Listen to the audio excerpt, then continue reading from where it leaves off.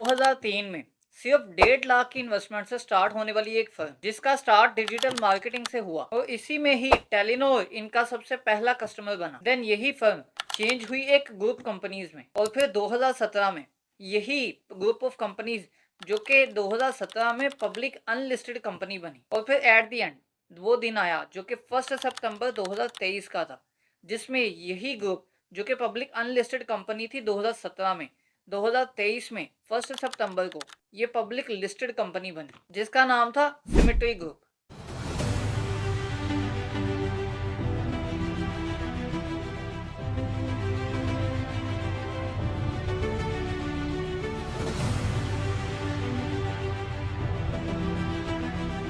Basically जून 2023 में security and exchange commission of Pakistan ने IPO approve किया इसका, जिसमें 101 मिलियन शेयर्स फ्लोर प्राइस पर, जो कि फ्लोर प्राइस थे 4.25, उस फ्लोर प्राइस पर बुक बिल्डिंग के लिए लिस्टेड होने थे और 2023 में ये वन एंड ओनली कंपनी थी जो कि पाकिस्तान स्टॉक एक्सचेंज में लिस्ट हुई और ये सिमेट्री ग्रुप जो कि लिस्ट हुआ था 4.25 रुपीज पर, यही इसकी प्राइस डाउन आना स्टार्ट कर गई। अब वो डाउन यहाँ तक आई कि वो 3.50 तक भी टच हो गई। अब ये स्टॉक की प्राइस इतनी ज़्यादा कम इसीलिए हुई थी क्योंकि आईपीओ में जिस तरह के डिफरेंट आईपीओ आते हैं और वो डिफरेंट कंपनीज अपना पर्पस बताती हैं मार्केट में कि वो आईपीओ क्यों ला रही हैं। जिस तरह रिसेंटली ही एक आईपीओ आया जो कि बरकत फ्रीजियन का था। अब बरकत फ्रीजियन आईपीओ इसीलिए आया क्योंकि बरकत फ्रीजियन का जो न्यू प्लांट था उन्होंने उसमें वो पैसा यूज़ करना था, जिससे उनकी सेल्स, उनका प्रॉफिट, सब चीज़ें इंक्रीज होनी थी।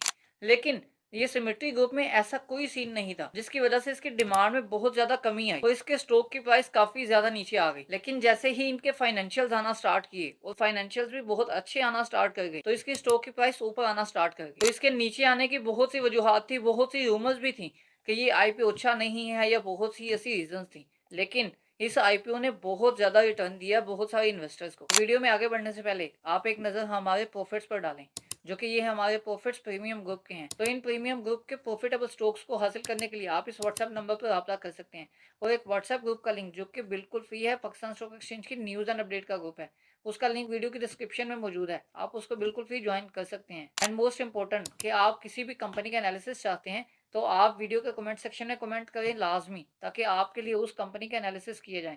जिस तरह के ये कंपनी के एनालिसिस भी किसी के कमेंट्स पर किए जा रहे हैं, इसी तरह आपके कमेंट्स पर भी वो कंपनी के एनालिसिस किए जाएंगे जो कि कमेंट आपका होगा। तो जिस कंपनी के एनालिसिस भी आप चाहें उस कंपनी का नाम कमेंट करें।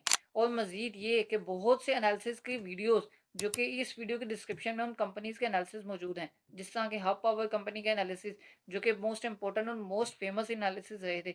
इसी तरह Sazgar, Colgate, Atlas Honda, Fauji foods, Fauji fertilizer, इफर्ड, मिजान बैंक और बहुत सी एनालिसिस की वीडियोस के लिंक्स इस वीडियो के डिस्क्रिप्शन में भी मौजूद हैं और इस चैनल पर भी मौजूद हैं। तो आप विदाउट एनी हेजिटेशन उन एनालिसिस की वीडियोस को देख सकते हैं जो एनालिसिस आपको पसंद है। तो चलिए वीडियो को स्टार्ट करते हैं।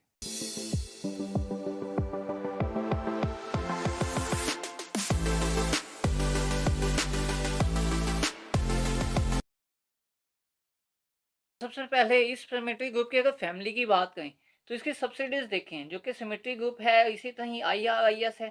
इसके ब्रांड्स, इसके प्रोडक्ट्स वगैरह ये डिटेल आपके सामने मौजूद है।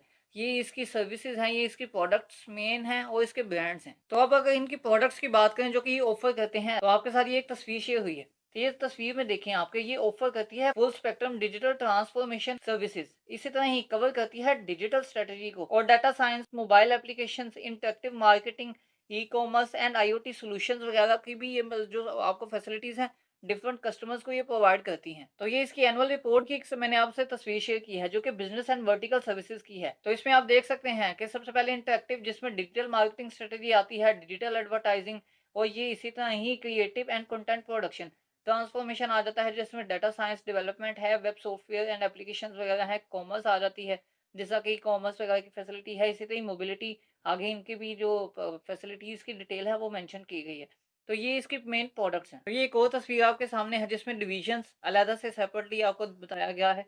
इसी तरह उसके सर्विसेज जिस तरह के सेम पिछली जो इमेज थी एनुअल रिपोर्ट की उसमें भी दिखाया गया था। तो ये 2024 के कॉन्ट्रैक्ट्स की डिटेल मैं आपको दिखाने लगा हूँ। न्यू कॉन्ट्रैक्ट्स जो 2024 में हुए थे इंग्लिश बिस्किट मैन्युफैक्चरर्स के साथ हुए थे जो कि ग्लूको एंड सुपर थे। इसी तरह जीएस ग्लोबल और इसी तरह ही नंडोस और इसी तरह हशू ग्रुप एंड सर्कल्स लाइफ, इसी तरह state bank of Pakistan, websites design and more, जो कि 2024 के इसके कॉन्टेक्ट्स थे। जो कि इसी तरह 6 न्यू डिजिटल ट्रांसफॉर्मेशन कॉन्टेक्ट्स इसके पास आए अगस्त 2024 में, जो कि spanning banking insurance utilities worth, जो कि इनकी वर्थ थी तकरीबन 130 मिलियन रुपीस, जो कि इसकी कंट्रीब्यूशन बहुत ज्यादा होनी थी इसके रेवेन्यू और इसके प्रॉफिट्स वगैरह में। और इसी तरह US based hummingbird international LLC deal, जो कि एक्सपेक्टेड थी टू बिंग, जो कि उसने लाना था 70 मिलियन रुपीस, जो कि 2023-24 की इसी तरह इसकी डील थी। और इसी तरह मैं आपको एक और ये डायरेक्टर्स रिपोर्ट दिखाता हूँ, जो कि डायरेक्टर रिपोर्ट में आप देखें, जो कि फाइनेंशियल परफॉर्मेंस, ये फाइनेंशियल परफॉर्मेंस ये बेसिकली जो क्वार्टरली रिपोर्ट की मतलब डायरेक्टर रिव्यू रिपोर्ट है। यहाँ पर फाइनेंशियल परफॉर्मेंस को आप एक दफ़ा देखें, जो कि ये तकरीबन यहाँ पे एक्सपोर्ट जो है वो स्टूड हुई है 58% ऑफ द टोटल रेवेन्यू, मतलब कि 58% टोटल रेवेन्यू का जो इन्होंने एक्सपोर्ट्स की हैं। अब यहाँ पर इसी तरह ग्लोबल एक्सपेंशन मैं आपको इसकी बताऊँ अगर इसके साथ साथ, तो ग्लोबल एक्सपेंशन बेसिकली कतर में, यूएई में, इसी तरह ही डिफरेंट कंट्रीज़ में इनकी काफ़ी ज़्यादा ग्लोबल एक्सपेंशन हुई हैं। और यूएई में तो इनकी एक होली ओन सब्सिडरी भी मौजूद है, जिसमें 99.98% इनका शेयर है। इसी तरह जो डिफरेंट सब्सिडीज डिफरेंट कंट्रीज में मौजूद हैं, उन पर तकरीबन तमाम का तमाम कंट्रोल ये सिमेट्रिक ग्रुप का ही है, जिससे इनको काफ़ी ज़्यादा एक्सपोर्ट्स मिल रही हैं अपने रेवेन्यू के अंदर। और इसी तरह ये चेयरमैन रिपोर्ट आपके सामने है, जिसमें ये 2024 का देख लें कि 2024 में ये कहते हैं कि नोटेबल इनकी कंटिन्यू, नोटेबल जो सक्सेसफुल है इनकी सक्सेस है वो कंटिन्यू रही। जिस तरह पाकिस्तान स्टॉक एक्सचेंज में लिस्ट होने के बाद जो कि सक्सेसफुली लिस्ट भी हुए, और इसी तरह इनकी स्ट्रॉन्ग फाउंडेशन रही है फ्यूचर की ग्रोथ और फ्यूचर की एक्सपेंशन के लिए। और इसी तरह अगर आप देखें इनकी मार्केट्स के अकॉर्डिंग, जो कि इंटरनेशनल मार्केट्स में ये परफॉर्म कर रहे हैं, particularly in Qatar, Caribbean and UAE, और ये इनकी 3 मेन मार्केट्स हैं, जो कि ये अपने एक्सपैंड कर रहे हैं over global footprints resulted in the significant increase in exports revenue, जो कि तकरीबन इनका 58% इनका जो रेवेन्यू है वो एक्सपोर्ट से बना। तो इसी तरह ये डायरेक्टर सीईओ मैसेज भी आप देख सकते हैं कि यहाँ पर भी ओवर कमिटमेंट टू इनोवेशन, जो कि इन्होंने तकरीबन 64% ग्रोथ की इन रेवेन्यू रिपोर्ट। अब जो मैंने 58% आपको ग्रोथ दिखाई थी एक्सपोर्ट से, वो थी क्वार्टर वाइज। अब ये 2024 की जो एनुअल रिपोर्ट का ओवरऑल देख लें तो 64% इनकी ग्रोथ आई है, वो रेवेन्यू में कंट्रीब्यूशन थी। तो 64% ग्रोथ आई है इनकी एक्सपोर्ट रेवेन्यू में, जो कि इन्होंने काफ़ी ज़्यादा इंटरनेशनल मार्केट्स में अपनी जो एडवांस डिजिटल सॉल्यूशंस है उनको उनके थ्रू उन्होंने रेवेन्यू अर्न किया। और इसी तरह ही ट्रांसफॉर्मेशन एफर्ट्स हैं इनकी, जो कि ये एम्पावर करते हैं मतलब क्लाइंट्स को to adopt the digital era, जो कि डिजिटल एरा को अडॉप्ट करने के लिए ये उकसाते हैं। और इसी तरह ये इनकी जो बाकी डायरेक्टर रिपोर्ट में बाकी इसकी डिटेल मेंशन की गई है। और इसी तरह ये इमेज देख रहे हैं, ये अवार्ड्स की और रिकॉग्निशंस की है, जो कि मतलब इनके पार्टनर्स की। तो सबसे पहले ये गोल्ड कैटेगरी में मतलब लाए गए, जो कि ब्रांड पीक फ्रांस ग्लूको थी। और इसी तरह ही ब्रांड एचबीएल के थ्रू भी इनकी कैटेगरी सिल्वर मतलब रखी गई। और इसी तरह ही आप इनके रिकॉग्निशन मतलब कि इनके पार्टनर्स देख लें तो इनके पार्टनर्स हैं गूगल, गूगल इनका पार्टनर है, माइक्रोसॉफ्ट इनका पार्टनर है, अलीबाबा.com इसका पार्टनर है, इसी तरह आईएसओ सर्टिफाइड कंपनी इसकी पार्टनर है। और ये पार्टनर्स को देखने के बाद यहाँ पे इसके फाइनेंशियल एनालिसिस देख सकते हैं। तो रेवेन्यू में देखें तो revenue by geography, revenue by geography जो कि मतलब मीना में इनका जो रेवेन्यू है वो 36% रहा। इसी तरह नॉर्थ अमेरिका से इनका जो रेवेन्यू रहा वो 13%। इसी तरह एपीएसी में इनका जो रेवेन्यू है वो 1%। और पाकिस्तान में 50% रेवेन्यू रहा इनका, जो कि रेवेन्यू बाय बिजनेस अगर देख लें तो 77% इनकी ट्रांसफॉर्मेशन से आया। इसी तरह ही इंटरेक्टिव से और कॉमर्स मोबिलिटी वगैरह से इनका रेवेन्यू है, जो कि इनकी जो न्यू जो प्रोडक्ट्स है जो कि लॉन्च हुई हैं। इसी तरह ही रेवेन्यू बाय इंडस्ट्री है, किस किस इंडस्ट्री से कितना कितना रेवेन्यू आया, जो कि banks and F L Cs हैं, इसी तरह टेक्नोलॉजी है, टेलकोज है, इसी तरह ही एफएमसीजी, ट्रेडिंग एंड अदर्स, जो कि कॉस्ट ब्रेकअप वगैरह भी इसकी भी डिटेल आपके सामने मेंशन है। तो इसका अगर हम रेवेन्यू देख लें, इसके ये ग्राफ आपके सामने है, रेवेन्यू इन मिलियंस देखें तो जो कैगर है इनकी 24% मतलब इसके हिसाब से इंक्रीज रही है, जो कि 2019 में देखें तो 119 मिलियन इनका रेवेन्यू था, जो कि 2024 में 578 मिलियन तक आया, जो कि बहुत अच्छा इंक्रीज है। इसी तरह ऑपरेटिंग प्रॉफिट्स को देख लें तो उसकी भी तकरीबन कैगर 35% तक बन रही है, जो कि 2019 में 39 जो मिलियन है इनका प्रॉफिट था ऑपरेटिंग प्रॉफिट, जो कि 2024 में 39 से बढ़कर 173 मिलियन प्रॉफिट हुआ। इसी तरह नेट प्रॉफिट की बात करें तो नेट प्रॉफिट में भी काफ़ी ज़्यादा इंक्रीज देखा गया, लेकिन 2023 में काफ़ी ज़्यादा इंक्रीज था, 2024 में थोड़ा डिक्रीज देखा गया। तो इसी तरह net profit normalize in millions वगैरह आपके सामने है। तो अर्निंग पर शेयर आपके सामने है, जिसकी क्या कहते तकरीबन 12% है, जो कि आप देख सकते हैं 2019 में 0.34 इसकी अर्निंग पर शेयर थी। 2023 में 0.81 तक अर्निंग पर शेयर आई, लेकिन 2024 में इसकी अर्निंग पर शेयर थोड़ी डिक्रीज रही, जो कि 0.52 तक रही। और इसी तरह शेयर प्राइस वगैरह आपके सामने है, जो कि अब 2025 में इसने अपनी जो शेयर प्राइस है उसको 21 पर भी टच किया, जो कि 10.99 इसकी शेयर प्राइस टच रही थी। तो ये सिमेट्री ग्रुप की कंप्लीट डिटेल देखने के बाद कि ये कंपनी क्या क्या ऑपरेट कर रही है, इस कंपनी की सब्सिडीज, इस कंपनी की सर्विसेज, इस कंपनी की प्रोडक्ट्स क्या क्या हैं, और इनके क्लाइंट्स। तो चूंकि क्लाइंट्स की डिटेल हमने थोड़ी सी देखी थी, ये क्लाइंट्स की डिटेल आप देख सकते हैं, जो कि इसकी सिमेट्री ग्रुप की ऑफिशियल वेबसाइट पर है, जो कि ये देखें ग्लूकोज है, HBL है, कनेक्ट है, और इसी तरह MCB है, जैस कैश इसकी, GS बैंक, और इसी तरह फेडरल बैंक इसकी सब मतलब क्लाइंट्स में मौजूद हैं। और इसी तरह ही माई कैश है, PSX खुद जो PSX पाकिस्तान स्टॉक एक्सचेंज है वो खुद इसके क्लाइंट है, मार्टिन डो जो फार्मास्यूटिकल कंपनी है, इसी तरह ही सर्ल फार्मास्यूटिकल कंपनी है, खार्डी है। इसी तरह ही आप देख सकते हैं बाकी जो ब्रांड्स है, काफ़ी अच्छे अच्छे ब्रांड्स वो भी इसके जो कस्टमर्स के तौर पर मौजूद हैं। इसी तरह जैज़ है, जैज़ बिजनेस है, यूनिलीवर मौजूद है, रफान मौजूद है, रफान मेज जो है, इसी तरह ही मिचल मौजूद है, PNG मौजूद है, और इसी तरह हेड एंड शोल्डर जो है कंपनी वो भी मौजूद है, जिनके शैम्पू वगैरह, इसी तरह पेंटीन, पैम्पर्स, ऑलवेज, जिलेट, ये कंपनीज भी इसके कस्टमर्स हैं, जो कि ये अपनी जो टेक फैसिलिटीज़ इनको प्रोवाइड करती हैं। कोलगेट पामोलिव है, प्रोटेक्स है, और इसी तरह कोलगेट दूसरी है, ये सब जो कस्टमर्स इसके मौजूद हैं, और ये जो अपनी सर्विसेज प्रोवाइड करते हैं, जो इनके प्रोडक्ट्स हैं वो ऑलरेडी हमने आपको बता ही दिए हैं, जो कि 4 डिविजन्स में डिवाइड हुई हुई थी। और इनके जो प्रोडक्ट्स हैं तकरीबन 13 से 14 इनकी मेन प्रोडक्ट्स हैं, जिसमें वेबसाइट्स का काम, ऐप्स का, इसी तरह ही ई-कॉमर्स, तमाम सोशल मीडिया हैंडलिंग और बहुत सी जो टेक की फैसिलिटीज़ है, टेक्नोलॉजी फैसिलिटीज़ ये कंपनी प्रोवाइड करती है, और इसके बहुत मेन कस्टमर्स की डिटेल भी आपने खुद देख ली है। तो ये कस्टमर्स की बाकी सब डिटेल देखने के बाद तो A to Z हमें कंपनी का ओवरव्यू पता लग गया, और कंपनी काम कैसे करती है ये पता लग गया। तो अब हम चलते हैं पाकिस्तान स्टॉक एक्सचेंज की ऑफिशियल वेबसाइट पर, जिसमें आप देख सकते हैं कि पाकिस्तान स्टॉक एक्सचेंज की ऑफिशियल वेबसाइट पर ये सिमेट्री ग्रुप का जो स्टॉक की प्राइस है वो 14.20 है, और इसकी अगर 52 वीक्स रेंज का हाई देखें तो ये 21.99 रुपीज़, मतलब कि 22 रुपीज़ पर भी हाई आया था इसका 2025 में ही। और ये 14 रुपीज़ इसकी प्राइस है, जो कि अभी काफ़ी अच्छी रेंज में है। और इसकी अगर हम बात करें नीचे आए तो ये 55% इसका फ्री फ्लोट मौजूद है, जो कि तकरीबन 4 बिलियन की कंपनी है ये इस टाइम पर। तो इसके फाइनेंशियल्स आप देख लें कि एनुअल की बेसिस पर इसके फाइनेंशियल्स, इसकी EPS वगैरह भी इंक्रीज़ हुई, जो कि अभी हमने रिसेंटली देखा भी है। और इसी तरह क्वार्टर वाइज को हम थोड़ा सा जज कर लेते हैं कि क्वार्टर वाइज में देखें, थर्ड क्वार्टर 2024 की जो अर्निंग पर शेयर थी वो 0.03 थी, और इसका जो रेवेन्यू था, जो इसकी सेल्स थी वो 51,000 के अकॉर्डिंग, जो कि रुपीज़ इन थाउजेंड में है। और इसी तरह ही थर्ड क्वार्टर 2025 देख लें तो उसमें सेल्स कंपनी की तकरीबन 140% इंक्रीज़ है। और इसी तरह ही 2025 का फर्स्ट क्वार्टर, 2024 और 2025 का सेकंड क्वार्टर भी आपके सामने है। तो अर्निंग पर शेयर भी इसकी बहुत अच्छी रही है, लेकिन 2025 का जो थर्ड क्वार्टर है उसकी एज़ कम्पेयर टू 2024 का थर्ड क्वार्टर वो इंक्रीज़ रही, लेकिन सेल्स की बिहाफ पर इतना ज़्यादा इंक्रीज़ नहीं देखा गया, क्योंकि इनकी इन्वेस्टमेंट्स काफ़ी ज़्यादा हो रही हैं। तो मज़ीद आगे देखें तो इनके पे आउट्स में, जो कि पे आउट इन्होंने रिसेंटली ही देना स्टार्ट किया था, टेक्नोलॉजी सेक्टर में एक दफ़ा ही पे आउट दिया जाता है। तो आप देख सकते हैं कि 2023 में इन्होंने 0.5%, मतलब कि 0.5 रुपीज़ का इन्होंने डिविडेंड दिया। इसी तरह 10% का डिविडेंड दिया इन्होंने, बुक क्लोजिंग डेट वगैरह आपके सामने है, जो कि मतलब 2024 में 1 रुपीज़ का डिविडेंड दिया था। और इसी तरह ये बाकी एनुअल रिपोर्ट्स वगैरह आपके सामने हैं। तो अब फाइनेंशियल्स की बात करते हैं, तो ये तस्वीर आपके सामने है, जो कि 9 मंथ्स 2024 की और 9 मंथ्स 2025 की है। तो 9 मंथ्स 2024 की अगर आप देख लें, ये क्वार्टर वाइज है जो रिपोर्ट, जो कि मैं आपको ये भी दिखा रहा हूँ, जो कि ये क्वार्टरली रिपोर्ट जो कि अभी रिसेंटली अपलोड हुई थी उसकी है। और अब जो एनुअल रिपोर्ट पे भी मैं आपको ये चीज़ दिखाऊंगा।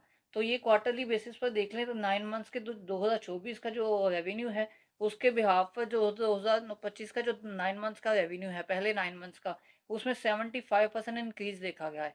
इसी तरह ग्रोस प्रॉफिट में 44% इंक्रीज़ है, ऑपरेटिंग प्रॉफिट्स में 38% इंक्रीज़ है, प्रॉफिट बिफोर टैक्सेशन और प्रॉफिट आफ्टर टैक्सेशन में देखें 18-19% के मतलब इंक्रीज़ देखा गया है।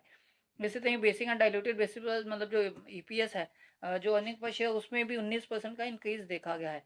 अब अगर आप यहाँ पर देखें तो चूँकि रेवेन्यू में बहुत ज़्यादा इंक्रीज़ देखा गया है, तो इसी तरह उसके प्रॉफिट्स में वो वैसा इंक्रीज़ नहीं देखा गया।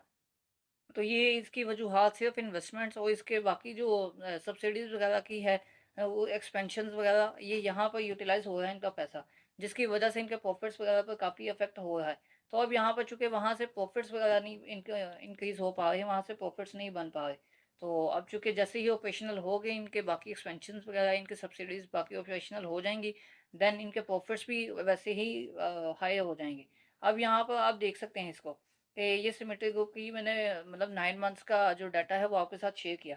इसी तरह ही मैं आपके साथ दूसरा डाटा शेयर करता हूँ, जो कि आप ये देख सकते हैं कि यहाँ पर 2023 का फाइनल ईयर, 2024 के फाइनल ईयर का रेवेन्यू, ग्रॉस प्रॉफिट ये मेंशन है, जो कि तकरीबन 62% इनका जो रेवेन्यू है 2023 फाइनल ईयर से 2024 में इंक्रीज हुआ, और इसी तरह इसका ग्रॉस प्रॉफिट 58% इंक्रीज हुआ, ऑपरेटिंग प्रॉफिट, ये सब चीज़ें आपके सामने हैं। जिसमें अर्निंग पर शेयर कंपनी की जो है वो तकरीबन 14% इंक्रीज रही। लेकिन ईपीएस को अगर बेसिक डायलूटेड बेसिस पर देखें तो ईपीएस जो है इनकी 26% डिक्रीज रही as compare to final year 2023। तो यहाँ पे बेसिकली ये देखने के बाद हम जाते हैं फाइनेंशियल स्टेटमेंट्स पर। तो ये सबसे पहले सिमेट्री ग्रुप की unconsolidated statement of financial position है। जो पहले भी डाटा आपको दिखा था वो भी अनकंसोलिडेटेड था। अनकंसोलिडेटेड मतलब कि सिर्फ कंपनी, वाहिद कंपनी का, उसकी सब्सिडीज का नहीं।